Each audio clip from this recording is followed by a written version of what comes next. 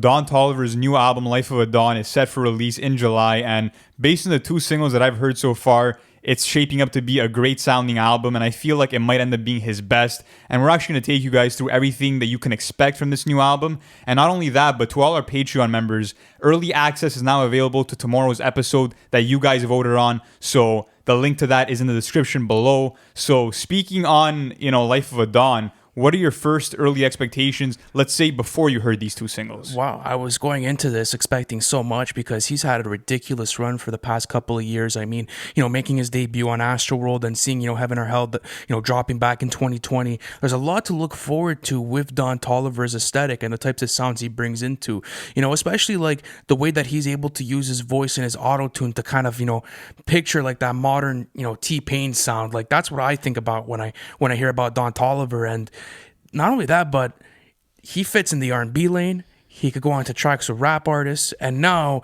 it feels like he's going into pop. So it's like you can't really box in Don Toliver to any sort of sound. And I feel like he's just that perfect blend of R&B and trap infused with, like you said, that auto crooning, and not only that, but the psychedelic elements to his production as well. Shout out to Wonder Girl because she did a great job on Heaven or Hell. And what I loved about that album is that it's like with every track, it felt like there was a new mood, a new tone to every song, and that was what he was projecting through his voice. And I mean, at this point, ever since I heard him on Can't Say, I had a feeling that out of all the Cactus Jack members, he would be kind of the leader and kind of the one to watch out for in the coming years. And not only that, but I mean, his hooks are just so hypnotizing, and I love the vocal effects that he layers on that perfectly mesh with the beats.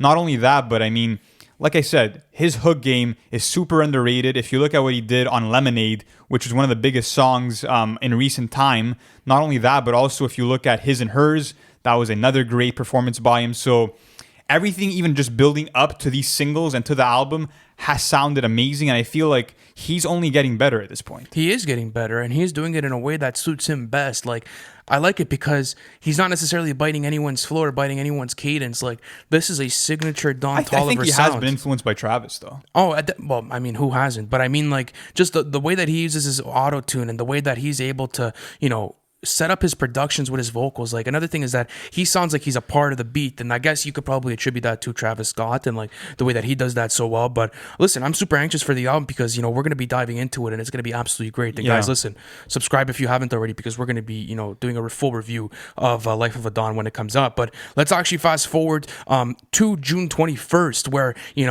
he basically confirmed that this is going to be coming out. And in July. He said he confirmed July as a release date. But what's crazy is that I thought that the collaboration album with Chase B was going to come out before, because that was being teased in 2020. Yeah, that was going to be Escapism. And I think we got one song called Cafeteria, which came out. That was actually heat. So I guess maybe that's on hold for now. But nonetheless, I'm still, I'm all for Don Toliver's own solo work, because Donnie Womack was a fun listen, and Heaven or Hell was also really good. So I feel like he's only going to level up at this point. So when I got the announcement that he's dropping in July, I'm like, okay, this is fire. It's going to be right before the Rolling Loud performance that he has. And it's interesting because if you look at the possible release date for this album, it's probably going to be either July 16th or July 23rd, which coincides with his performance at Rolling Loud. But the question is that Travis Scott's also performing at Rolling Loud. So now it's like, are they going to drop in back-to-back weeks? Because that was kind of the formula with Astroworld. Because with Astroworld, Travis Scott dropped on August 3rd, and I believe the very next day he performed in Chicago at Lollapalooza, and Don Toliver had dropped a day before his project. So we might be in for a similar situation where Don Toliver and Travis Scott dropped their albums in back-to-back weeks. Absolutely. And now let's get into these two singles, because they're absolute flames. And we'll start with What You Need, because it's the first single that came out. It came out on May 4th. And what were the first vibes you got when listening to the single, and how did it, kind of affect you? Honestly, it kind of had a really chilled out beat, and the song's kind of about Don Toliver impressing his girl, buying her whatever she wants, and it's just about making sure that, the women in his life are comfortable because of the wealth he's had. But I mean, in terms of his sound, great hook. And I also got like this kind of this flow that was reminiscent of Chris Brown. That's kind of what it reminded me of.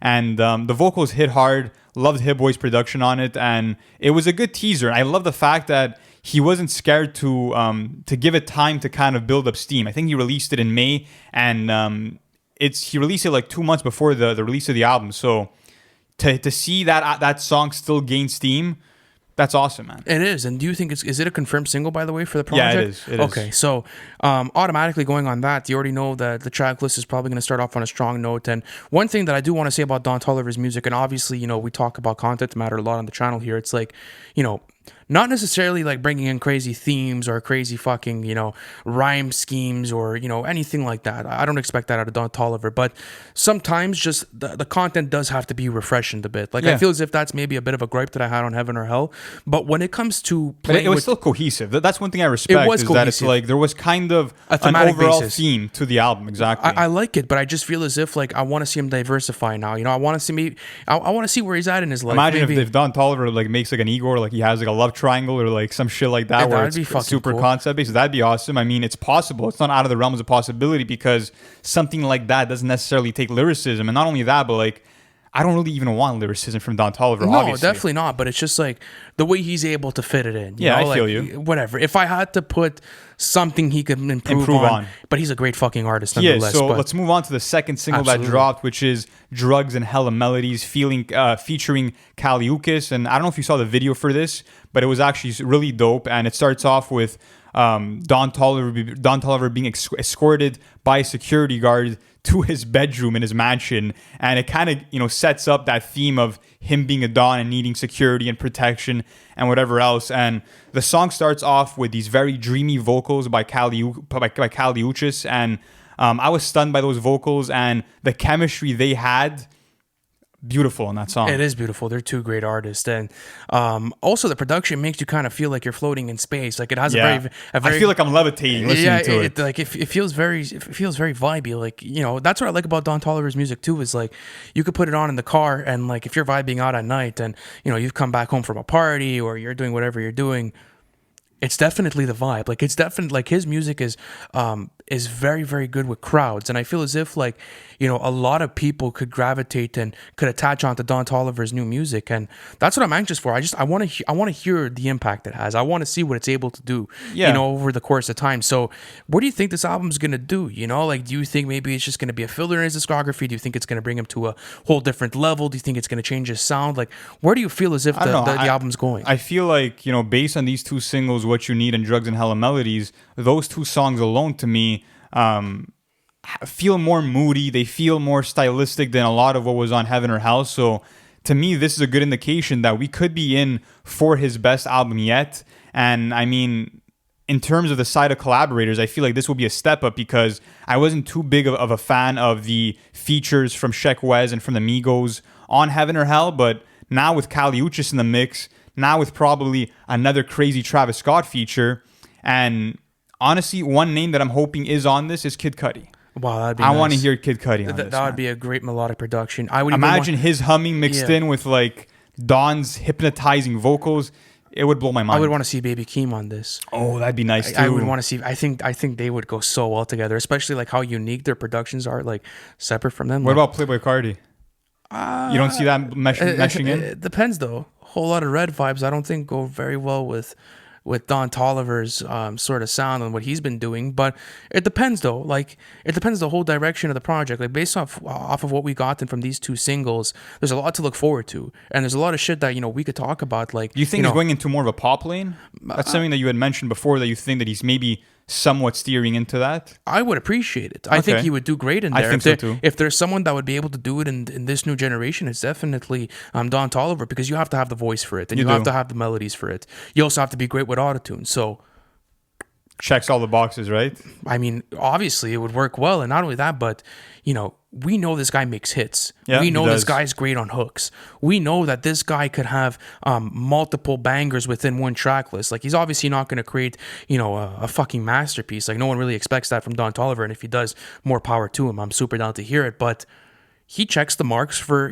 going into a pop lane, and I think it's something that could really benefit him because, over the course, like, I would like to see him collaborate with different people outside of hip hop. Like I'd like to see him maybe, collaborate with people like James Blake or even like Daniel Caesar. Like I'd maybe try to see him more in a melodic, more of like maybe even an R&B side. Like it depends. Like when you're a pop artist, you're able to kind of Go everywhere. go where you want because you know that whoever you slot into your track list is going to fit well into it.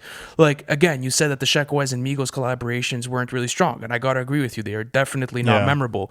So it's like, but where if do you they look go? at Cash Page, for example, on Heaven or Hell, that was a great feature, and it wasn't a hip-hop feature, right? It was, right? And then maybe even something more melodic like Sofego. That'd be nice. They're label mates. They could definitely do it and get it done. Like, I'd love to hear that. Just maybe gearing up and moving in towards there because he has the potential to do it and he has the sound to do it. I just want that psychedelic sound to still be a part of it because, I mean, if you look at the moody synths that, Wonder Girl brought on Heaven or Hell, fantastic. Get some Mike Dean in there. I just want that trippy feeling to still be a part of his music. And even if that means him going into pop, I'm totally fine with that. As long as kind of what we know as his style, as long as those elements are still blended in there, I'll be happy. Absolutely. And I think a big part of his style is his voice and his auto-tune. 100%. I think as long as he continues to perfect that craft and he continues to innovate and he continues to, make, just beautiful music and, really utilize his harmonies, Don Toliver is going to continue making great music. So who's dropping first, Don Toliver or Travis? Don Toliver. And how long do you think are going to be the rollouts in between? Super short. Really? Okay. Super short. I think it would just make sense for the both of them. I mean, like, they share literally identical fan bases. And I mean, if Travis Scott is really trying to promote him as his, as the front runner for Cactus Jack, fuck it. Well, get him there. It's genius, man. The same rollout they had in 2018. You're going to have a Don Toliver feature for sure on Utopia. So people that still somehow don't know who Don Toliver is get funneled in from that Utopia album back to the new Don Toliver album, Life of a Don, that just came out. So it's genius. This is nice. This is definitely nice because we're going to be able to go through this music and I guarantee you a lot of these tracks are going to make my playlist. But guys, listen, thank you for tuning in as always. And we're actually going to be covering Life of a Don when it does come out. So subscribe if you haven't already. It's going to be an absolute ride and we'll see you on the next one. Thank you for watching the video. It's always a pleasure doing content for you guys. Listen, if you haven't already, subscribe to the channel because we're doing album reviews and we actually have our series called Everything We Know where we take you guys through the whole album rollout of the hottest releases of the year. Not only that, guys, but our Patreon plan is now live. You guys can access that in the bio. I appreciate you guys and I'll see you on the next one.